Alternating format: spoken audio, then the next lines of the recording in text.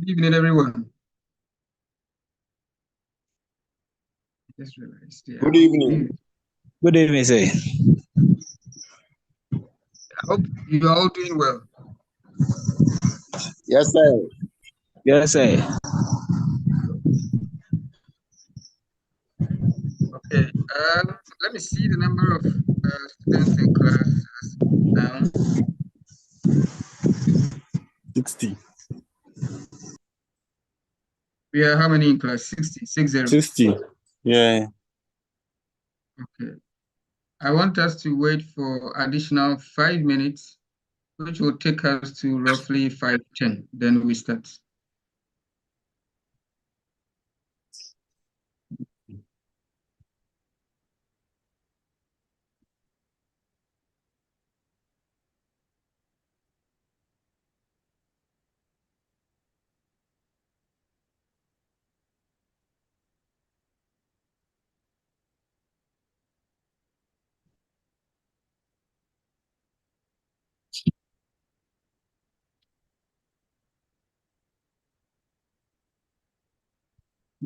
The people will join. They will join later.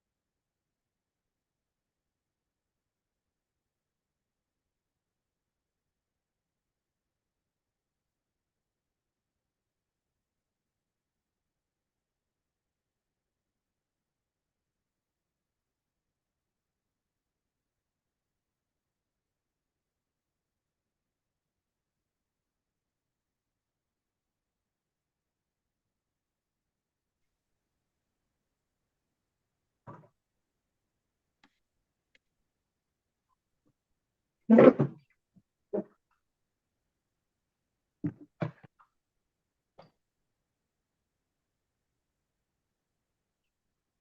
so the time is up. Let's see what we can do from now for the next 1 hour or so.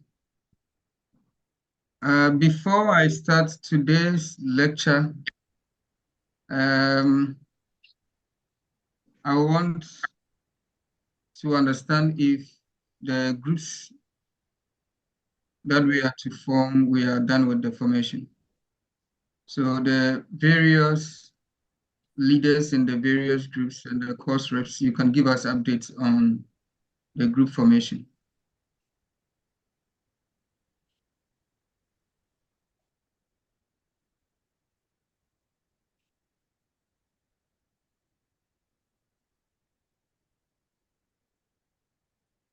Any updates on the formation of the groups, the learning communities, please?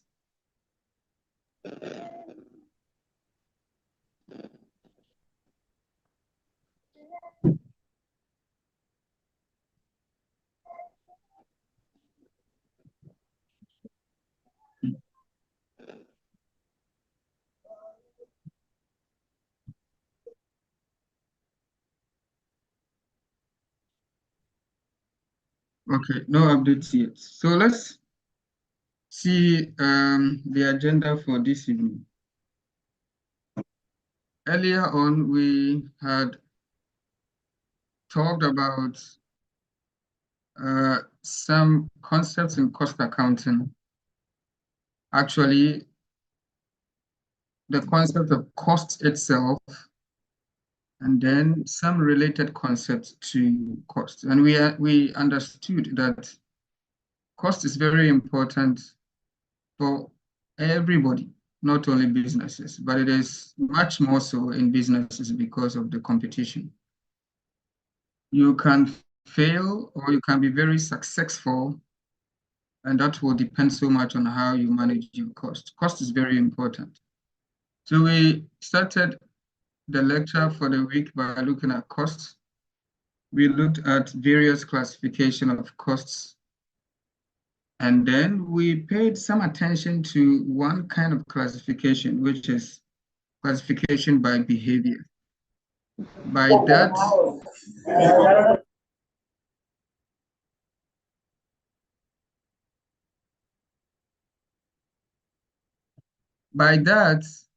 what we sought to do was that we want to understand the nature of the cost that we are generating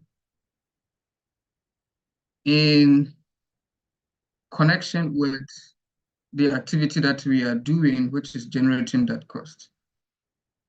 When we are doing business, it's full of many activities, and each of these activities generate costs, or most of them generate costs. There are some of the costs which have the nature that regardless of the quantities of what you are producing, it will be the same cost. And we said those kinds of costs are called fixed costs. There are other kinds of costs. Their behavior in relation to what you are doing is that as you do more, the cost rises and vice versa. And that is variable cost. We also talked about some costs behavior where we have a mixture of fixed and variable all inside that stream of cost information. And we did well to model all of these kinds of costs theoretically, and we visualized the behavior in terms of pictures of these various cost behaviors using Python. And we got a little bit stuck with mixed costs. We are doing this cost classification because one thing, at least, that this understanding of cost behavior will help us to do is to get a sense of how the costs relate with what we are doing, and therefore we can model a relationship between what we are doing and the cost that it is generating. Some underpinning formula so we can use to guess. For example, if you know the model which relates the production units to total cost, some mathematical model or some statistical model, then it can help, that model can help us to guess, to see into the future, or to guess the total cost that will come out of any specified quantity that we want to do. And that's a very important thing to do in life. You understand, some people go to future tellers and other places for this kind of insight. And I think it is amazing if you can do it to yourself. You don't need to go to anywhere. And that's what we want to do. And of course, what can help us do that kind of thing is not our pen and our papers and our calculators. I tell you this thing every time because it is very truthful. What can help us to do this kind of intelligent guessing into the future is Python and other data analytics applications, not only Python, but Python happens to be very popular. So we are starting from there by looking at mixed costs. Because we want to model the pattern, the relationship between the costs and the activity level, any situation where we have mixed costs, we should have an idea of knowing the fixed component of the cost and the variable component so that we can do that kind of predictive model, which can help us to guess into the future. Okay. So at this point, I think I can share my screen.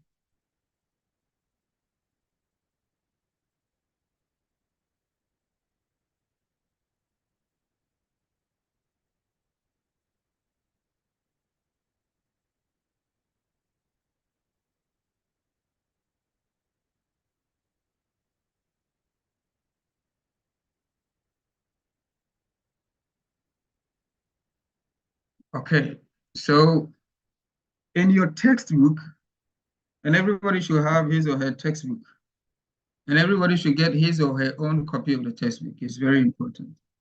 In your textbook, on page 97, we have a data which reflects the mixed cost behavior. So we have some data on production units and total costs for months January to December of a particular year. And what we have to do is that we have to kind of have an idea of knowing the total fixed cost from studying this cost series, and then the variable cost per unit. The point is that this cost will be constant for that period, and variable cost per unit will also be constant. So we don't have an idea of what it is, already. We can study that, we can learn that from data which has already happened in the business. We can guess it. So we have this data. And when we visualize the data, we can see it exhibits mixed cost patterns. So we want to see when you kind of guess the fixed cost from this and the variable cost per unit for this particular business, for this particular period, which we have the data on. So I'll quickly create the data. I created it and I think I deleted it. Quickly create the data and you can follow along in the creation of the data. Let's call the data objects data.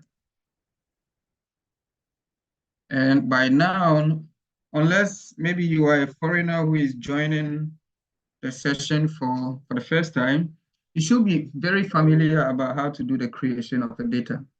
Excel-like data.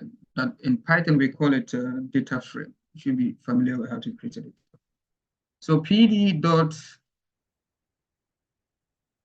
data frame, and everybody should understand why we are typing the code the way it is, PD and everything. You should grow by now to understand these things.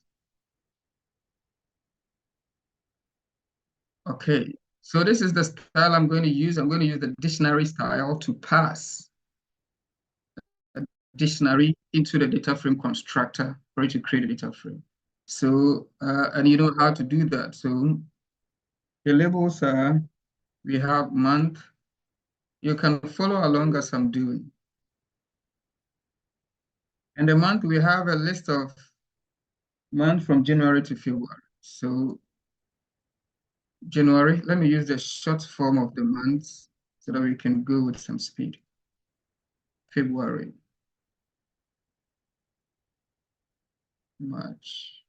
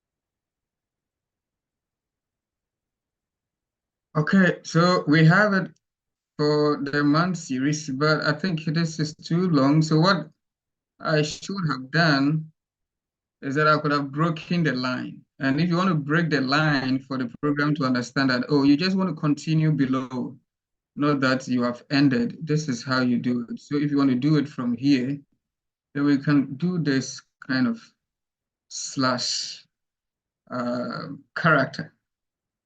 This is a backward slash. Yeah. So we can break it from here, and this is how it will be. Okay, so from September and it continues. So this is the linking character.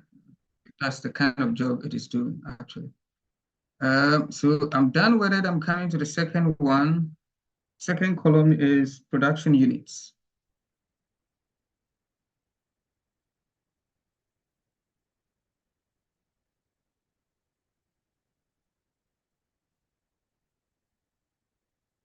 And that is also a list of some values.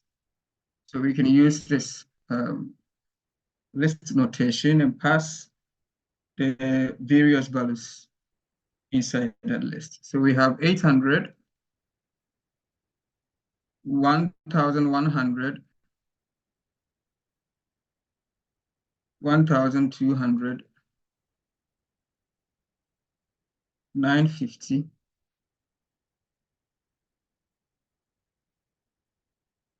1,300, 1,250, 1,000,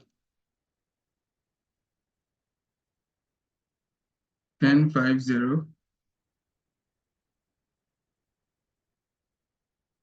and I think I can break the line here. So I continue below.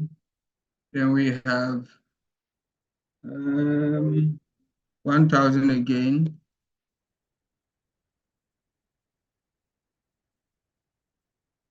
900,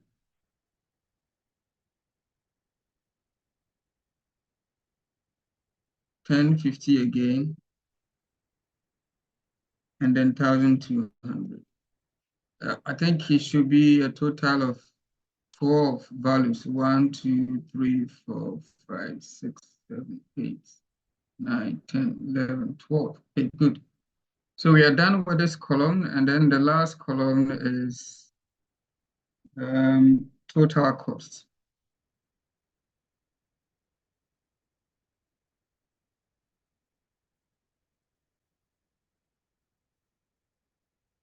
And that is also a list of some values, and they are 93,000, sorry. 114,000. 119,000. 103,000. 126,000. 124,000.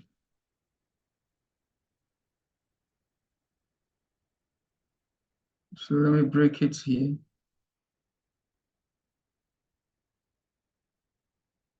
107,000.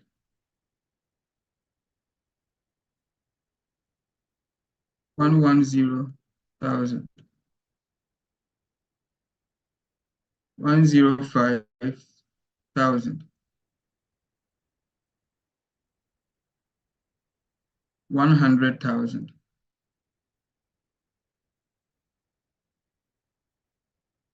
110,000. And finally, 119,000. And it should also be 12. 1, 2, 3, 4, 5, 6. Okay, so 6 down, so 12. So we are done, and then we can run this code, and our data frame is created. We can call to inspect. First of all, we can do data frame.info on the data frame we have created to get some gists of information about the data set. So let's do it and see what will come out. The object is data. That's how we stored this data frame. So data frame.info.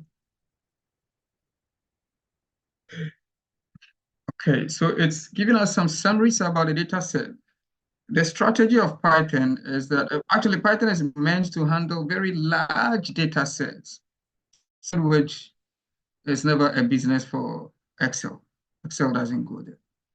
And for Python to be able to handle such a volume of data sets, it doesn't use graphics and physical appearance as you can find with Excel. For Excel, if you want to open the data, you have to open the whole data, and that takes a lot of memory and processing power, so it makes it very sticky.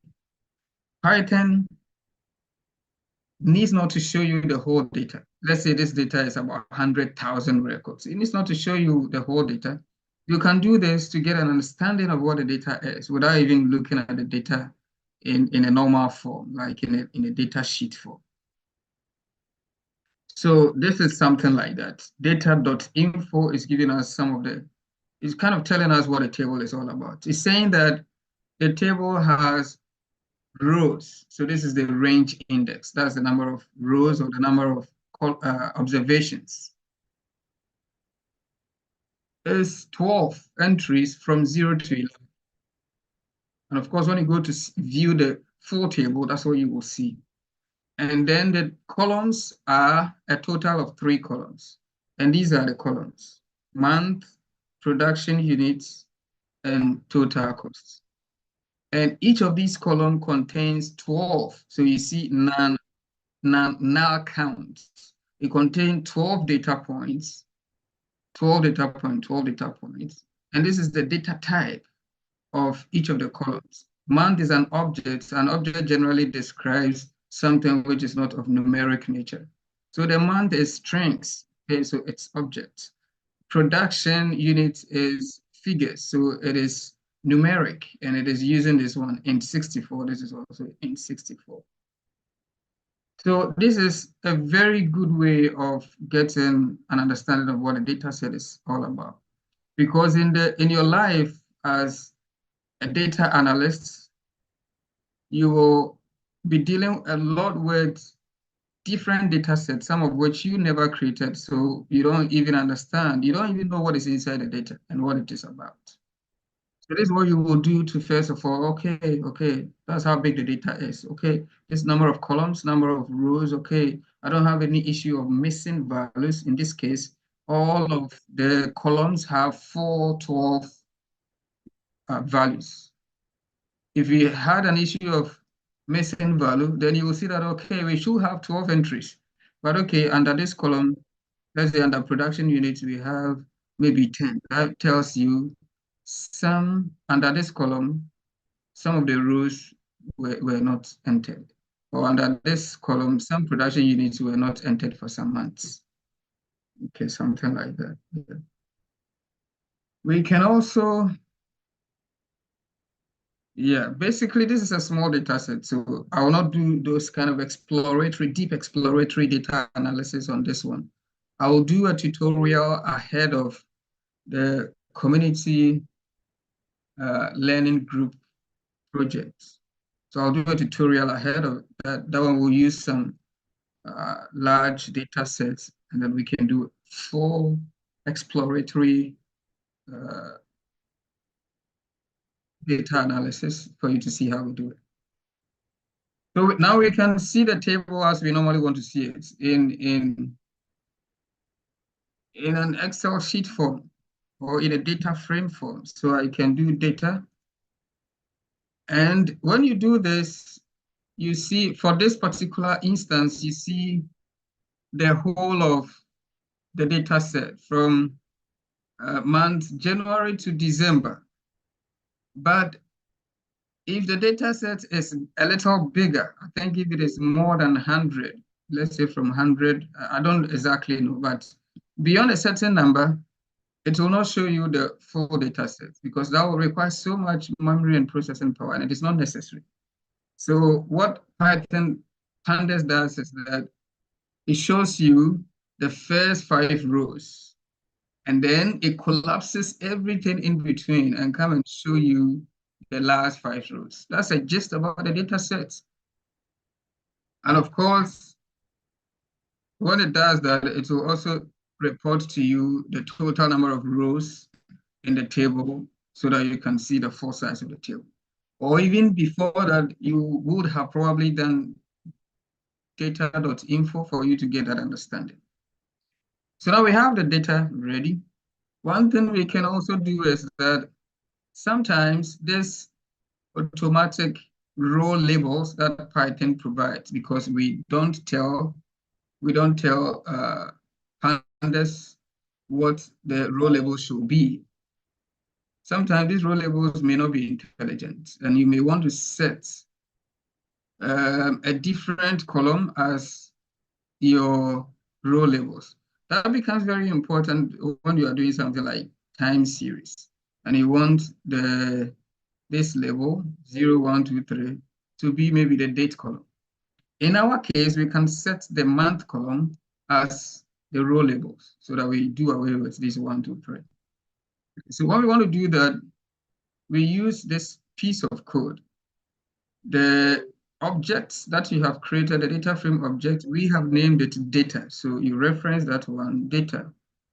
Then you do this function, dot set index. So set index is like a small robot. Actually, it's a function, which you can call him, and then you say set index, do this for me. What set index does is that when you pass the column that you want to set as the row column or the row label column, when you pass it through the set index will just do that job. It's as simple as that. So I'm just going to do month.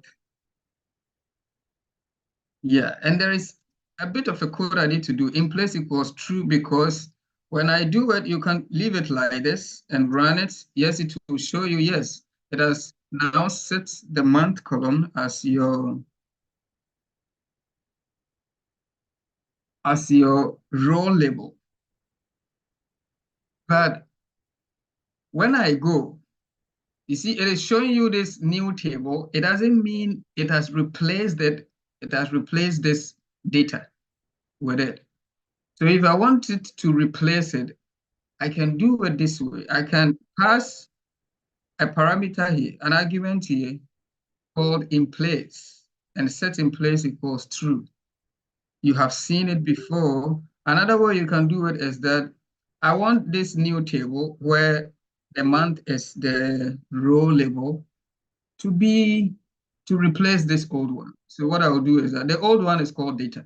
So I'll give this new one the same name. It will go and replace it. I mean, that is just an intuition. Yeah. So I do this. So now I can call for the data, and then you will see that it has replaced it. Okay, so we have our data sets.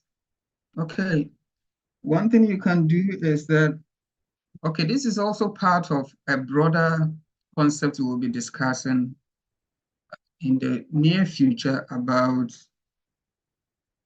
regression analysis and trying to understand the relationship between variables, in this case, this production unit and total cost, and kind of extracting some model which can guide you to guess what the total cost would be if you want to do some level of production.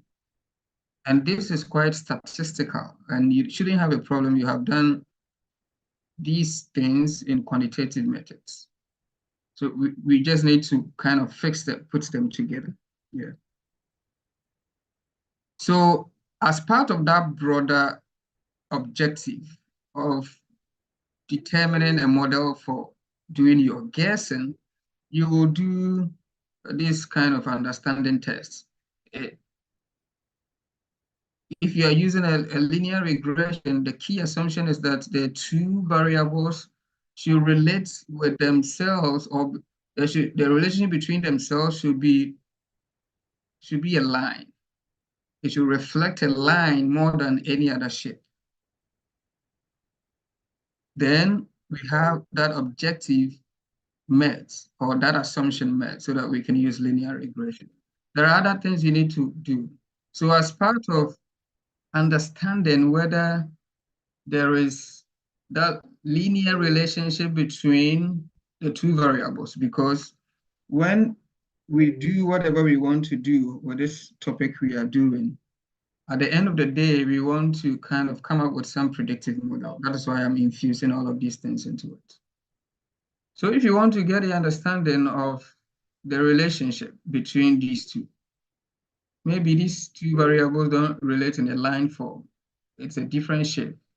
So we cannot model using a linear regression method. That would be a wrong thing. Maybe a different method will suit the data structure. So we need to definitely understand. And basically what you do is you can compute a number which is interpreted in a way for you to understand the relationship between the two variables. And generally speaking, we use the Pearson correlation coefficient, that quantity, to explain the relationship between two variables. Sometimes it is not good if you have to use numbers to explain. Pictures sometimes does better. If the picture is there, sometimes you don't even need to speak.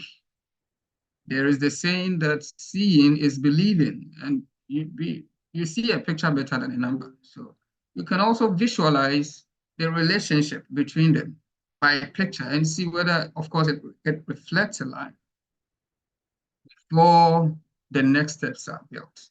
So we want to do that piece of thing. It's quite basic, and I think everybody should be able to do it.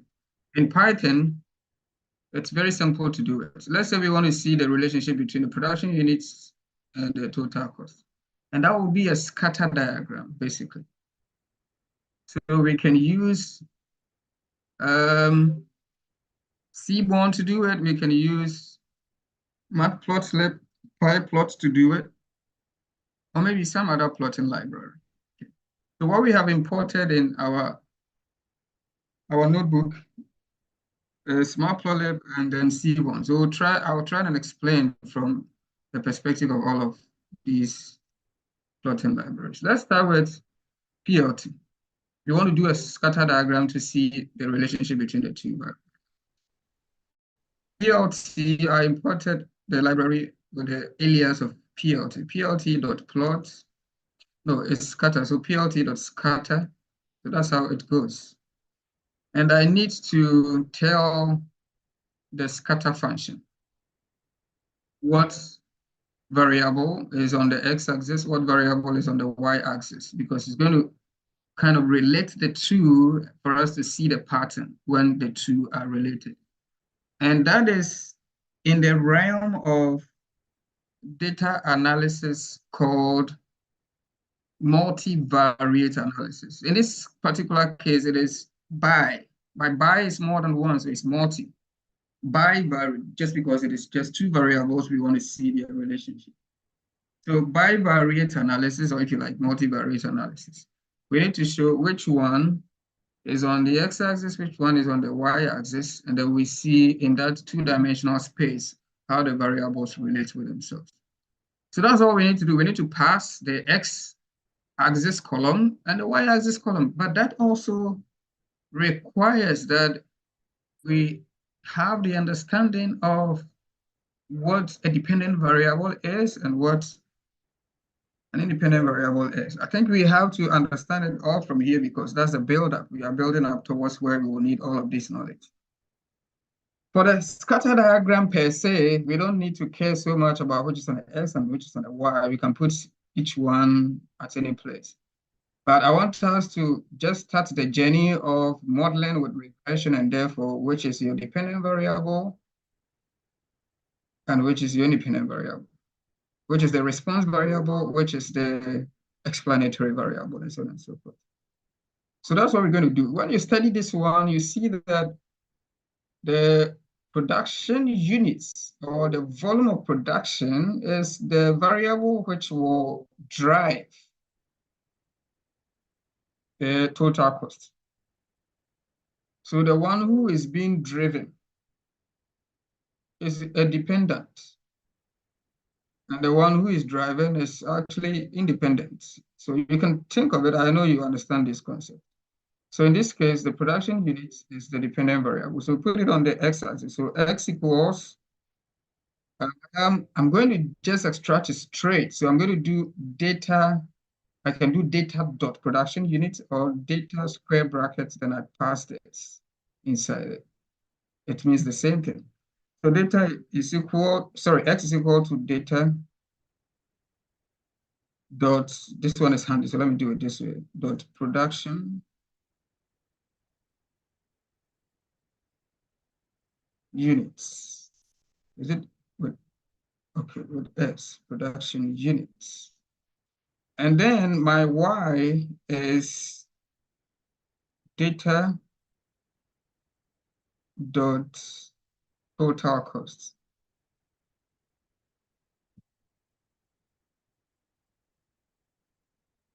Okay, so basically that's all. I have passed the necessary, the basic information that this function needs to do it. So we can run and see, yeah, because it's a very simple data set, so you will not see the beauty of the scatter. So just telling us how the two variables relate with themselves. And if you picture the relationship as we are picturing, you will see that it is a line, or it is line-like. So when we do this assessment, then we are getting ourselves convinced that we can employ the linear regression model to kind of prepare some predictive model to help us in our guesswork. And of course, you can confirm this with the quantity, with the number, which can also be used to explain the same thing. This one tells you, okay, there's a strong linear relationship. There's a certain number which can also do that, and that's the Pearson correlation coefficient. So you can call the core function, call for correlation, C-O-R-R. You can call that function on the data or on the columns which you want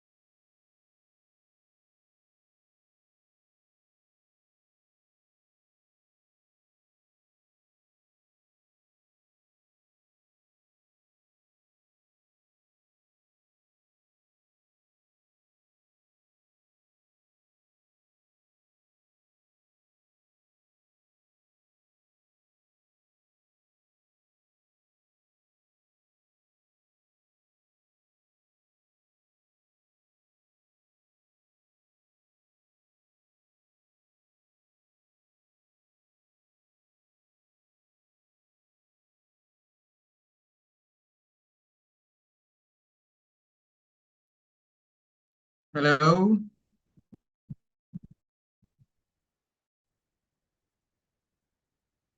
Hello? Can you hear me?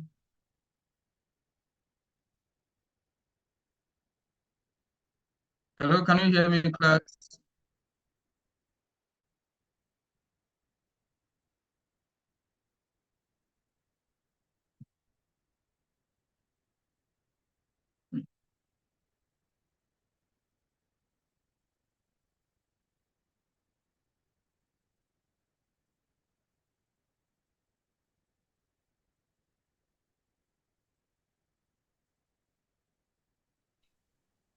Yes, sir. Yes, sir. Yes, sir. Okay, Yes, sir. I think I got a problem with my int. So let's connect back and continue from where we left off. Okay, sir. Yes.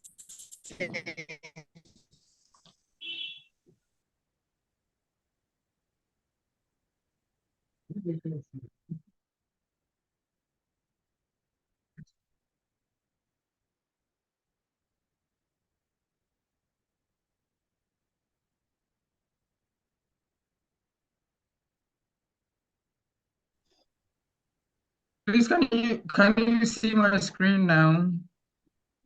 No, sir.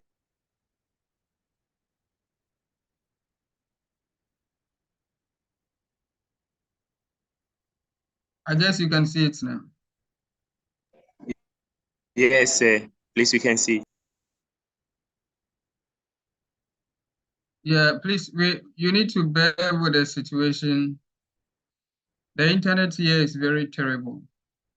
So I will want to hurry so we can do something small and then we end it here. Okay, so what we're talking about is kind of doing the Pearson correlation coefficients to confirm what's, of course, you don't need to confirm the picture. A picture speaks more, more than 1,000 words, so they say, but we just need to do that kind of thing. So I'll do this dot core. So this core function actually will return the correlation between these two columns of the table. So it returns a correlation matrix, actually. So you have to read it. So between production units and, of course, and production unit will be 1. That's not what we are looking for. Between production units and total cost, almost 100%, 0.997. And you can see it here. It's a grid. So you see a mirror image of itself. This is the mirror, the 1, the diagonal is the mirror. So this is the same as this. So you have done that kind of thing, and okay, so there's a strong line relationship between the two variables. If you want to study, we want to kind of build a predictive model, then we are on a good course because everything is confirming that we can use that line model. In this particular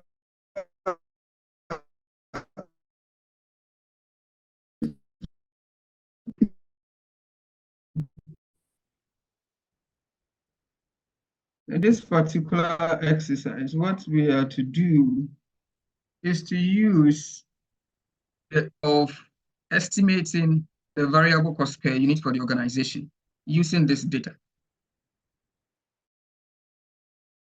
So it's like we don't have that information automatically there, but we can do some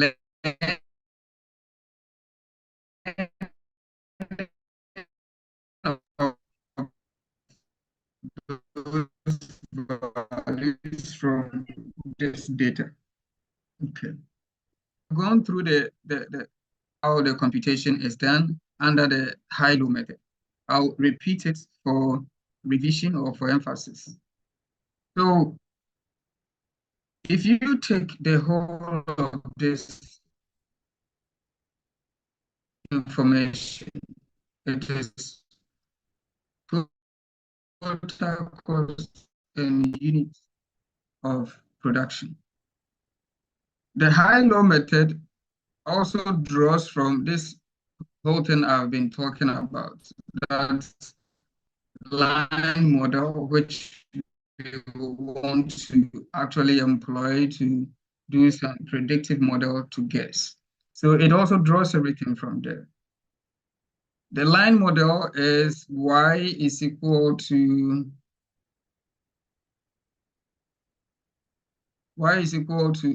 a plus bx.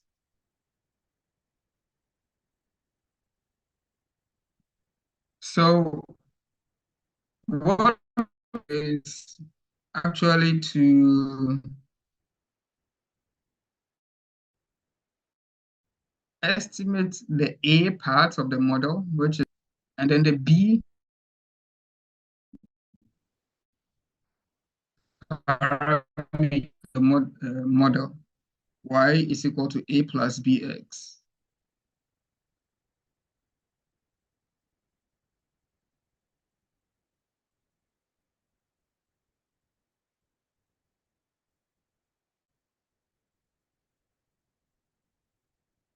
Okay, so to do that, the high-low method first tries to estimate the B, which is the variable cost per unit, which is the slope. So let's go back to our drawing and get some. So this is a line. And this straight line is the predictive model. In this case, this is the actual data. So when we try to fit a line such that the distance from each of the data points to the line is the minimum, that's what we call the line of best fit. And it uses the concept of minimization of the squared residual distance from each data point to the line. Some of the points will fall exactly on the line. Some of them will be far away from the line. Those which are far away from the line is telling you that, okay, the model doesn't really capture them well. So we want to reduce that kind of situation. We don't want our predictive model to be doing well. If it is not doing well, what it will suggest is that line is somewhere and most of the points are very far from the line.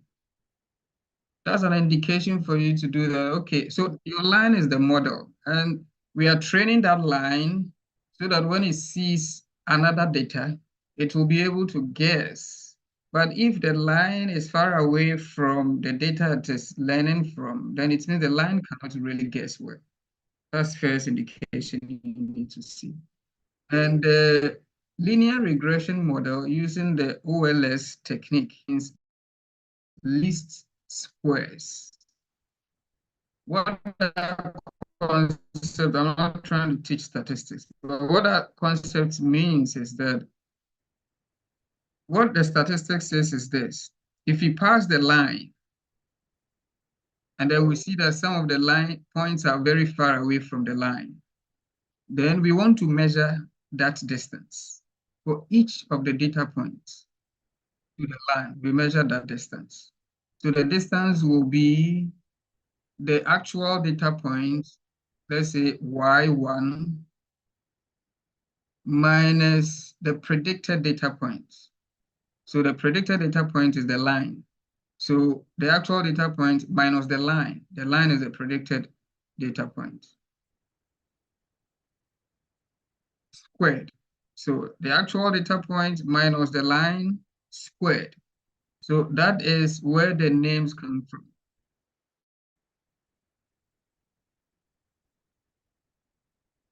Squared error. The error is the difference between the actual value, which is the observation, and the predicted value. That's the error. So the squared error, we want to minimize the squared error. When we minimize the squared error, it's like we want the error to be zero, such that our line can predict almost perfect, but that will not be achieved. So we try to reduce that distance reduced as much as possible. And that is done through what they call a loss function called minimization of the squared residuals.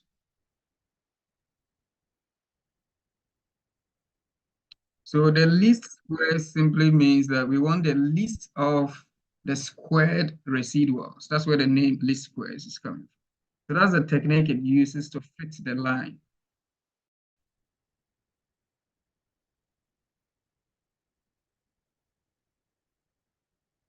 Okay. So what we want to do is to use the high-low method to estimate the parameters of the model, A and B. In this case, B will be the variable cost per unit, A will be the total fixed cost. The high-low method targets the B first. The formula for determining the B is that it takes the highest activity level. Actually, the formula for calculating is the cost divided by the total units, total cost divided by total units. But see, we have this data point for January, this data point February, March. We have 12 data points. Each one of them is some total cost and some total units. So if you want to guess the variable cost per unit for the whole of the organization, which of these data points should we use? If you use just one, that will be so biased. That will not be a reflection of what has happened in the whole of the organization. So high-low method does not really use all of them, which is a very big shortcoming of that method. We will see how regression corrects that problem. It doesn't use all of the data points. And of course, it doesn't also use one. One will be too biased. It just uses two. It uses two and kind of try to average between the two. And the two that it uses is the highest, it picks the highest activity level. So these are 10 times that we have produced with different quantities with their total costs. If you can use all of these data to learn what the variable cost per unit is, high-low method says it will use only two. It will pick the period where we produce much and then pick its associated cost and come and find the period where we produce the least quantity and pick its corresponding cost as well. And then the cost per unit is calculated as the two costs. So in this case, this is the highest activity level.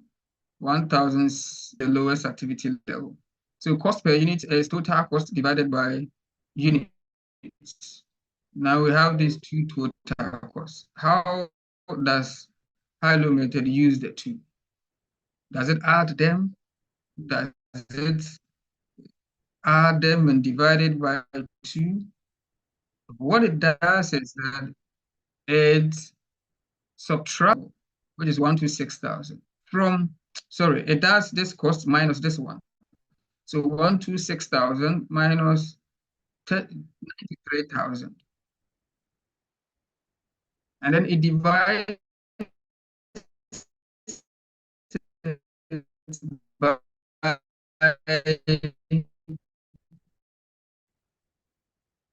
a similar calculation at the lower level, at the bottom quantity. And that's how it estimates the B.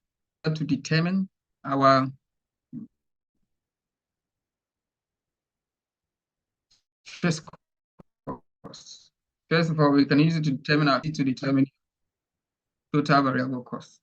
And if you know your total variable cost, then you can get your fixed cost from simple equations. So that's the sequence of operations under the high-low method. And this sequence of operations is what in programming we call algorithm. So algorithm probably is a big word, but that's simply what it means. The sequence of the operations you have to perform for that particular thing you are modeling. So in this case, the high-low method, I've explained the sequence. So we can use Python. What we want to do is, well, you can use your pen and paper to do the calculation for the high-low method. And it is also because the data is so small. And in practice, the high-low method is not used in any industry. I think it's just some academic exercise. Well, it's a good precursor to the bigger thing that we want to learn, which we actually use. Okay. So what we want to do is actually use Python to model this. We want to get that understanding. And the understanding is not just to do high-low. When we learn how to use Python to do high-low, anything that looks like high-low or even bigger, we can employ the techniques to do that. Okay. Which can pick the logical flow of the sequence of operations under the high-low, so that it becomes something like a programmed calculator. Actually, that's what it will be. So we can call it high-low calculator, such that if you pass in some values, it calculates the variable cost per unit, it calculates the total fixed cost. And of course, you can even go ahead and specify what the model will be like. So that's the function we want to do. As for the calculation, as I explained, it's very simple, and in your textbook you can follow. Even a DHS student can follow and understand it. So we want to see how we can use Python to kind of model that simple operation. So as usual, or as you know already, to define a function, you use the keyword def, and then the function name. So let's call it high, low. You can call it high-low calculator. Okay, so let's call it like that. Just that it's going to be longer name, high-low calculator. Okay, so we have two ways of doing it. If you go back to the sequence, you can go back to your textbook. You will see that we will need to specify what the highest activity is. You can use X to represent that. Then the lowest activity, X1. Then the cost associated with the highest activity, Y2. And the cost associated with the lowest activity, Y1. These symbols come from the traditional mathematics symbols for estimating the slope. Actually, the symbols we use for the axis, x-axis, y-axis, and therefore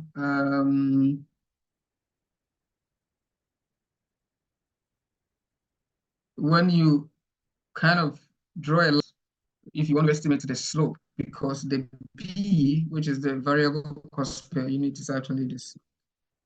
The formula is the change in y or change in x, and the change in y is y2 minus y1. So that's the change in costs.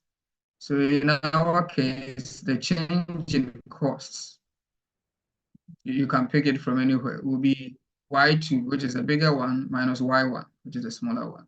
And then the corresponding change in the x will be x2, which is the higher x minus the x1 and y. So I can read those figures from the data sets. I know what y2 is. I read it from my x2. I know what my y1 is. I know what my x2 is, what x1 is. So I can pass this as the function's parameters.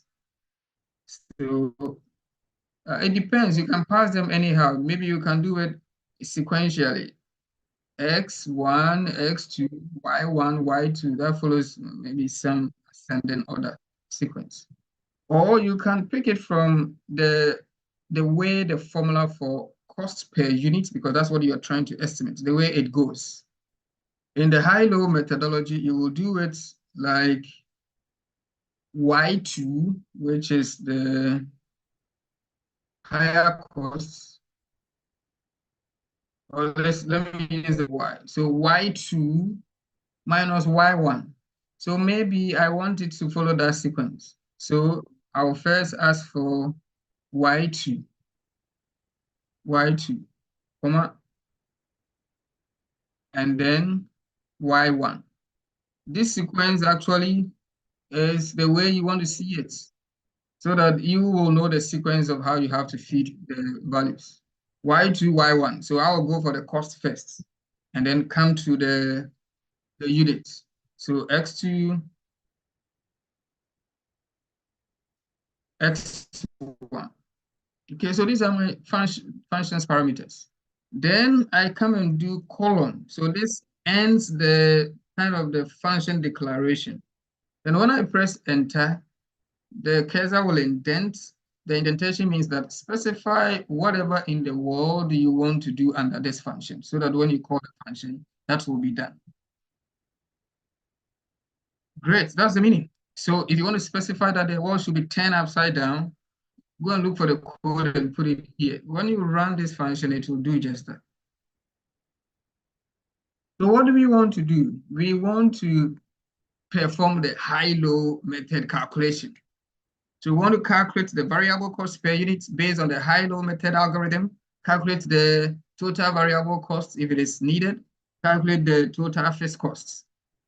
Basically, that's what we want, and that we pick that thing for our model. Okay, so first of all, what I want to do is that I want to say that when you feed these arguments into the function, when you call the function, when the function has been fed with these arguments, do this. Variable cost per unit, calculate it as Y2 minus Y1. Okay, and then when you are done, print a statement which says variable cost per unit is this calculation. So print. Then in the print statement, I can use the so-called f string to kind of write what I want to show, or I can use a traditional one. So let me demonstrate the two. The traditional one, I would just want to add some text to explain what I'm doing. So the text will be in quotations. So I'll just say variable costs per unit is equal to, and then this is where the string ends, is equal to, then is equal to this variable, DC, because this calculation is going to run, and then it will store whatever value Y2 minus Y1 is into this. So I can call this one here, VCU.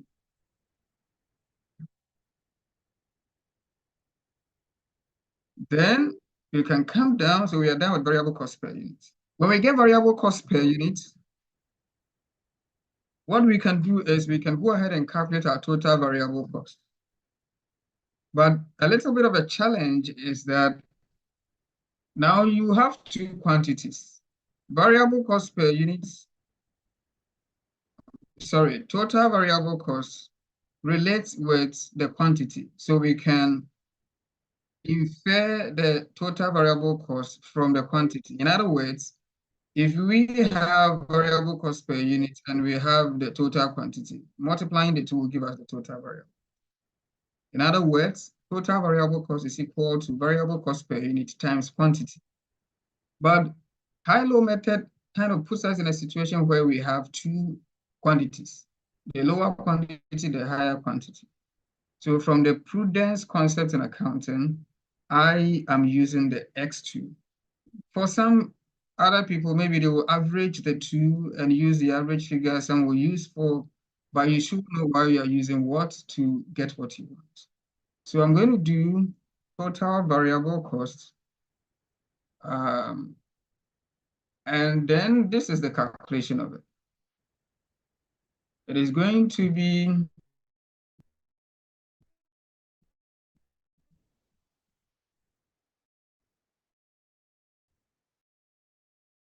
the variable cost per unit we have calculated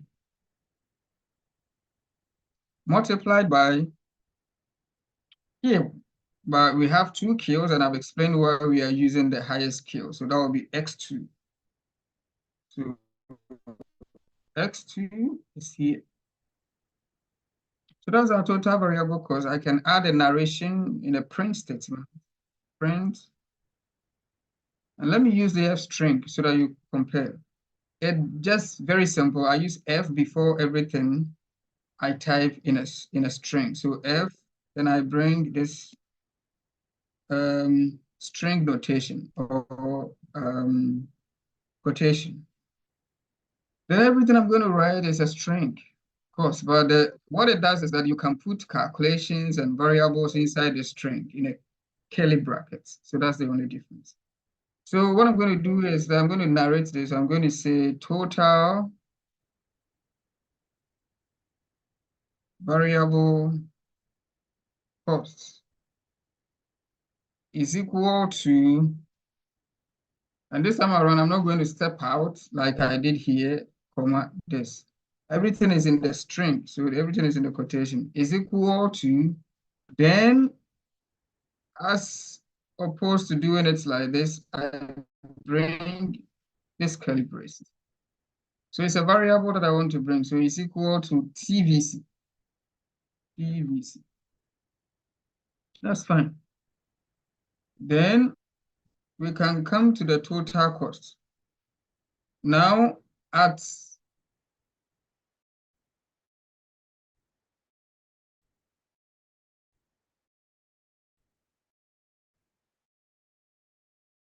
X2, at the highest activity level, this is our total variable cost. That's at activity level X2, the total cost, and subtract our total variable cost at that same activity level. The residual will be the total fixed cost. So this is what it means. Total fixed cost is equal to Y2. Y2 is the total cost at X2. That's the total cost. If we subtract the total variable cost at X2, then we will get total fixed cost at X2. So total variable cost. So that's the formula, that's the mathematics, and then we can make the function print a statement to tell us what that value is. So print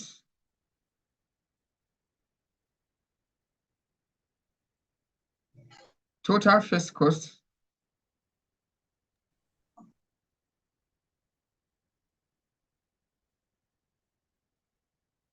equals TFC.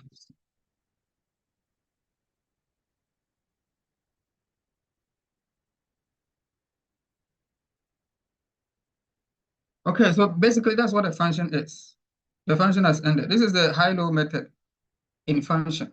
And if you like, this is the high-low method calculator. So when I create this function, so I have given this function a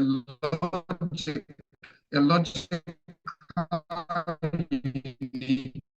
that's what is happening here. So that when you pass these values, these logic will perform on the value. Let's run it. So the function is created. The function, based on our data, we know X2 is 1300. X1 is 800,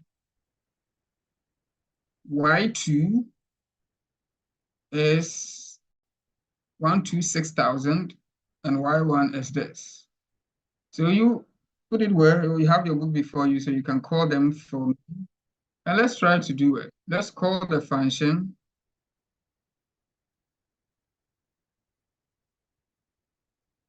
This is our function. And let me pass the values. And you have to remember the sequence.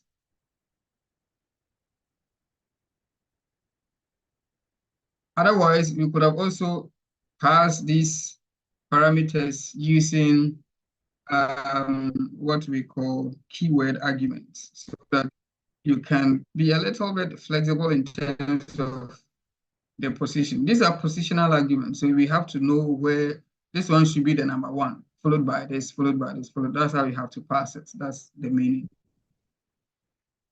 If you want to make it a little more flexible, you can use keyword arguments, so that once you specify the keyword, it doesn't matter whether you are putting it first or last. It will understand it. So let's see how we have done it. Later, we will show the other one. Y2 was 126, 123, okay, comma, and Y1 was 93. And X2 was 1300, and X1 was 800. So when I feed this information to the function, okay, let's see what is happening. FTC. Okay, something is wrong somewhere. Let me go and see. This is TFC. Okay, so this is where the problem is. There's a bug in the code because we switched some of the letters here. Total fixed cost. So this is total, sorry about that. Total fixed cost. Okay, so let's rerun the function and let's pass it again. Okay, so the calculator, the high-low calculator, takes these inputs and it is returning what you said it should return. It's just showing you that, okay, variable cost per unit. Let me see. But what data did I pass? 126,093.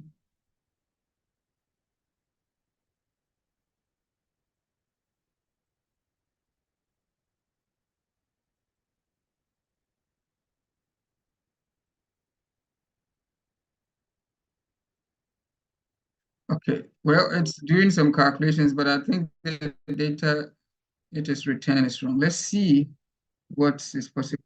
This is variable cost per unit, and it is Y2 minus Y1. This is our Y2. This is our Y1. Okay, sorry. So the formula we specified under the function is wrong. Variable cost per unit, we only did the top parts, and nobody reminded me. So it is this Y2 minus Y1 divided by X2 minus X1. Okay, sorry for that mistake. And I guess now you should be okay.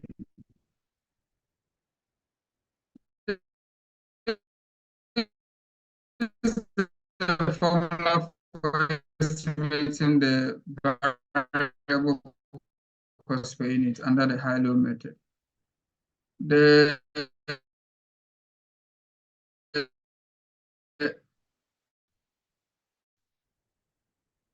higher activity level, the higher activity level minus the lower activity. So when we run now, things will be fine. Yeah. So and into the code. In this case, we can put this one here.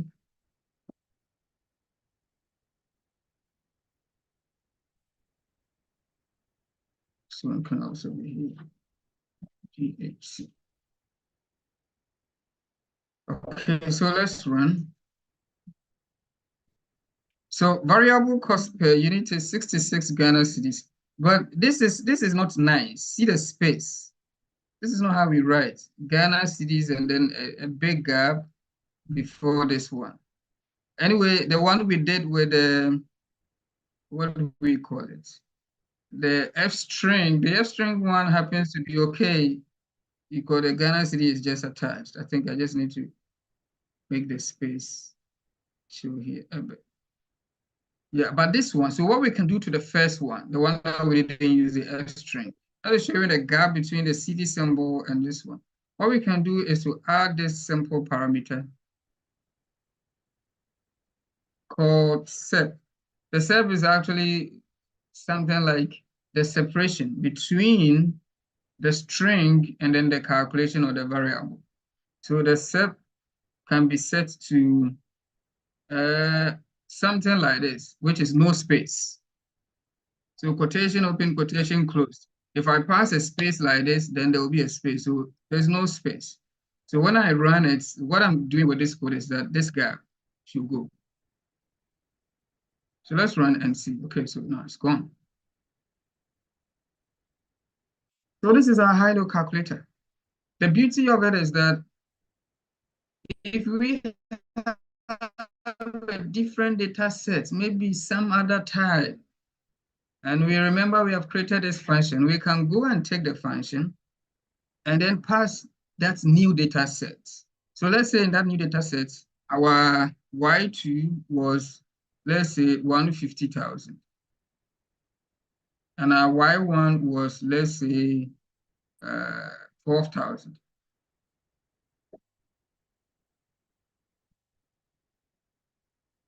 Let's say 120,000. And X2 was, let's say, 2,000. And Y1 was, let's say, 1,000. The function should return the statistics for you based on those figures. So anytime you need it, it's like a programmable calculator you have done, and you can use it forever on different values, and it returns what you need for you. So when we want to guess the model, well, we have not done the statistics to confirm that we can do that model, but we want to kind of jump because that's where we want to get to. We want to do the model. The model is simple, like Y, in this case, total cost is equal to total fixed cost plus variable cost per unit times Q. Q is the units of production. So what we want to do is that if we think of a certain quantity to produce Q, what will be the corresponding total cost? And the parameters that will help us to do that is the variable cost per unit and the total fixed cost. That will help us to gauge what the expected total cost will be. So we can write it that kind of model for this particular thing we have done. So we can, let's put it in a print statement and write something like this. What do we call? So we can say that model, I'm just writing something short. Model is equal to, let's say, to the total cost, okay? So model is equal to total fixed cost. So TFC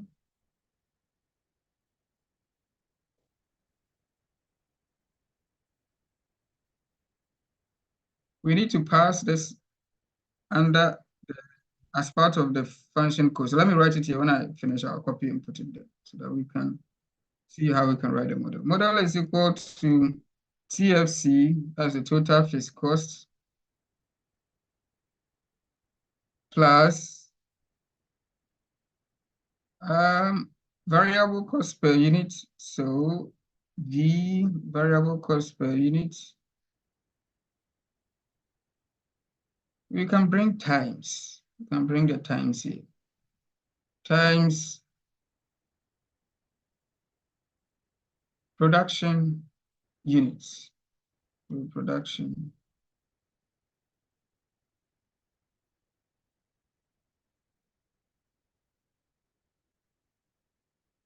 Okay, so that's the model. Let me copy it. It needs to run under the function. So the when we run the function, all of these things will come automatically for you to see. So in the function, TFC is understood, VCU is understood. So we can add this piece of code to it and run it again.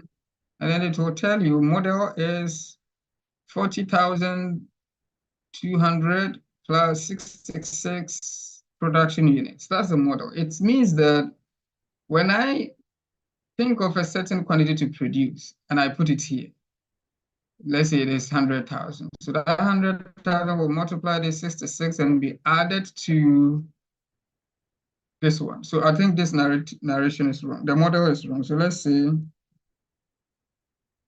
say total cost. So that's what it is. Total cost equals this. So this is the model that you can use to predict or guess. Guess is a better word, I think. To guess what the total cost will be at any given production units level.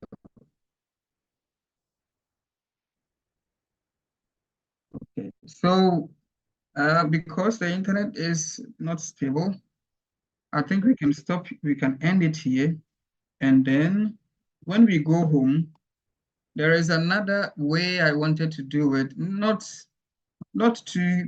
better than this one. What I wanted to do with that one was to write a function such that the function itself will go and read these columns and find the maximum column by itself and come and read and find the corresponding total costs at the highest activity level, this one, and do the same thing for the lower level by itself, reading from this one to break. But when you do it like that, it makes it very specific to the data frame that the function is referencing. Because column names like this that you will pass has to be this column names. Some other table might not use these labels. And it means it cannot work on such a table which is different from this one. So I think this is the best way you can think of it. This is a more general way. You need to know what the highest activity level cost is, and therefore the highest activity also.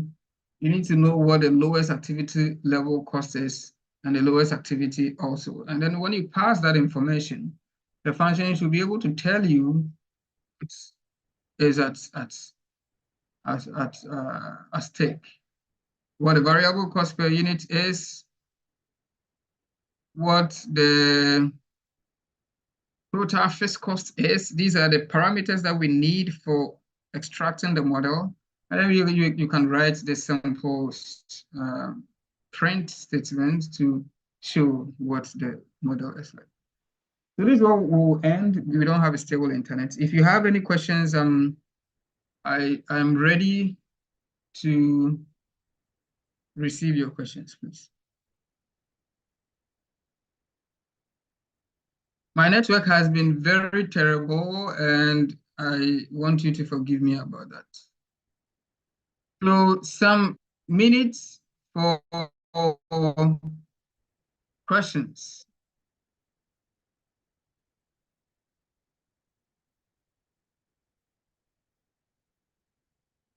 Okay, no questions?